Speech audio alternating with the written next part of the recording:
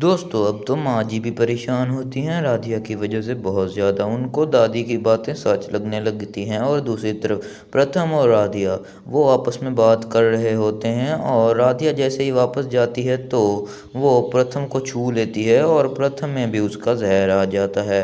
वो साया वो राधिया से बात करता है और कहता है कि मैं अब तुम्हारे किसी भी घर वाले को भी नहीं छोड़ने वाली। मैं तुम में इतना जहर भर दूंगी कि तुम ये बर्दाश्त ही नहीं कर पाओगी और तुम जिसको छुओगी उसमें भी ये जहर भर जाएगा। जैसे ही राधिया ये बात सुनती है तो वो बहुत ज़्यादा परेशान हो जाती है और जब प्रथम नीचे गिर जाता है तो राधिया सारे घर वालों को बुलाती है, कहती है कि पता नहीं प्रथम जी को क्या हो गया है। जब सारे घर वाले आते हैं वहीं पर तो प्रथम का जिस्म तो फिर से ठीक हो जाता है, अपने नेचुरल कलर में आ जाता है, नीला नहीं होता। लेकिन राधिया को तो पता होता है ये मेरी वजह से हुआ है।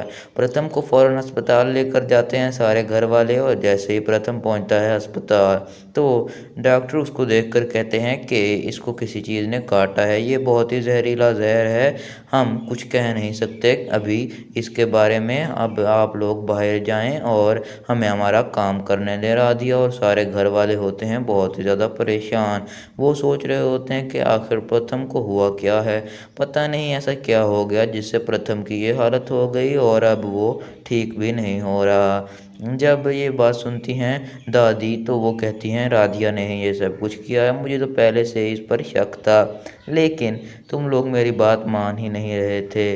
राधिया ही है इस सब के पीछे, तुम लोग मानो या ना मानो। जब दादी ये बात कहती हैं तो माँ जी कहती हैं, माँ जी आप अभी भी अपनी वही बातें कर रही हैं, राधिया ऐसा क्यों करेगी, वो तो कभी भी ऐसा नहीं कर सकती और ना ही वो प्रथम के साथ ऐसा करेगी। वो प्रथम से अपनी जान से भी ज़्यादा प्यार करती है, भला वो क्यों करेगी प्रथम के साथ ऐसा। लेकिन राधिया जिसको पहले से सारी हकीकत मालूम होती है और वो तो जानती है कि प्रथम के साथ ये सब कुछ मेरे जहर की वजह से हुआ है और मेरे अंदर ये जहर उस साये ने भरा है सारा।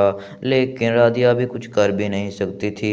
जो भी उस साये को भगाने आता पहले उस पंडिताइन के पास माँ जी उन्हें ले गई थी दादी, और फिर भी उसके काबू में भी नहीं आई राधिया। अब तो वो बाबा आया था बूढ़ा, उसके काबू में भी राधिया और नहीं आई, क्योंकि वो साया है बहुत ज़्यादा खतरनाक और ताकतवर और वो कभी भी अब राधिया को छोड़कर नहीं जाने वाला जब तक वो सारे राधिया की फैमिली को नहीं मिटा देता। उसका काम ही यही है कि वो लोगों से उनकी फैमिलियां छीन ले। लेकिन राधिया अपनी फैमिली को कुछ भी नहीं होने देगी और ना ही वो प्रथम को नुकसान पहुंचाने देगी उस साये को।